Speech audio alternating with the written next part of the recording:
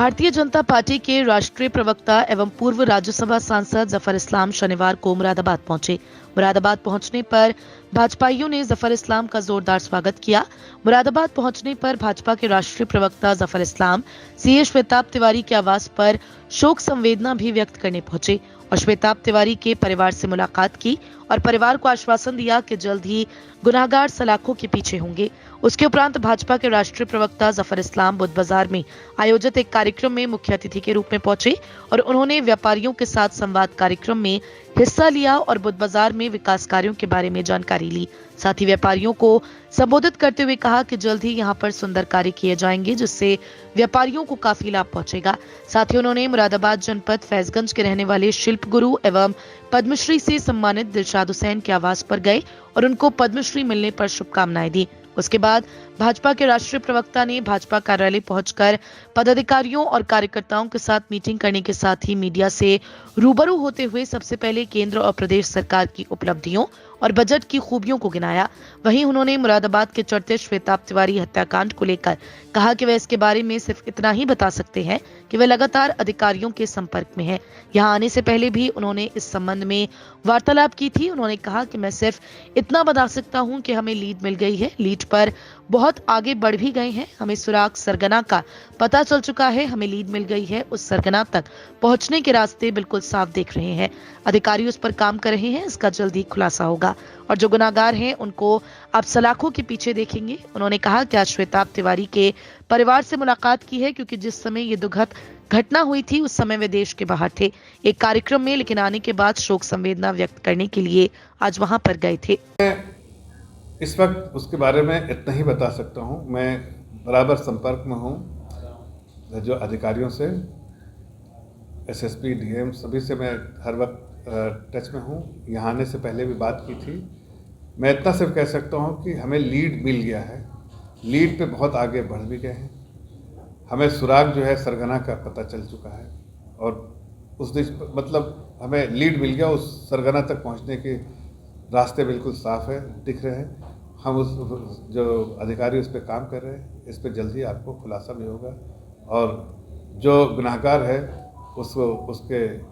उसको सलाखों के पीछे आप देखने में आपको ज़रूर दिखेगा।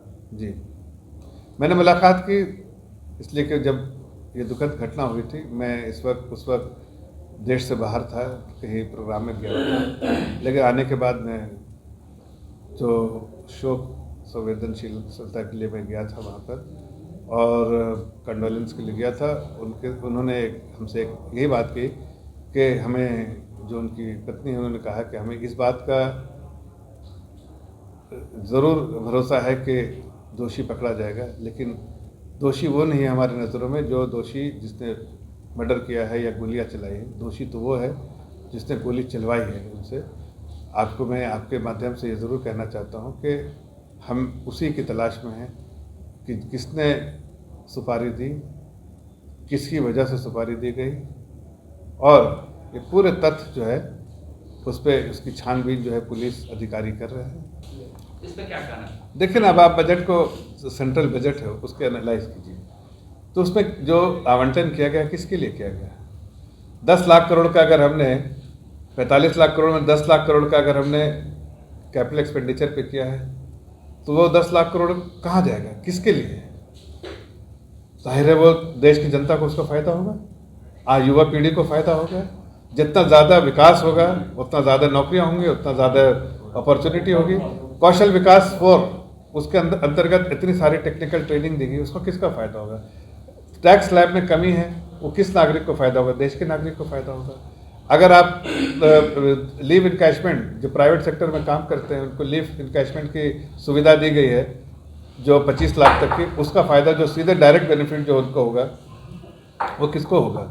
अगर हमने जनता का विश्वास हमारे साथ है, जनता के लिए हम बिल्कुल कमिटेड खड़े रहे, हमें जनता से उम्मीद है, जनता ही जनार्दन है और जनता के आशीर्वाद से हम यहाँ हैं। जनता के आशीर्वाद से इस बार मैं आपको बताना चाहता हूँ कि हम जिस तरह से कोशिश कर रहे हैं, इस बार भारतीय जनता पार्टी 303 नहीं, भारतीय जनता पार्टी का एनडीए नहीं, 325 से ऊपर रहेगी। चलिए, आज उद्धव ठाकरे से मिलने केजरीवाल गए।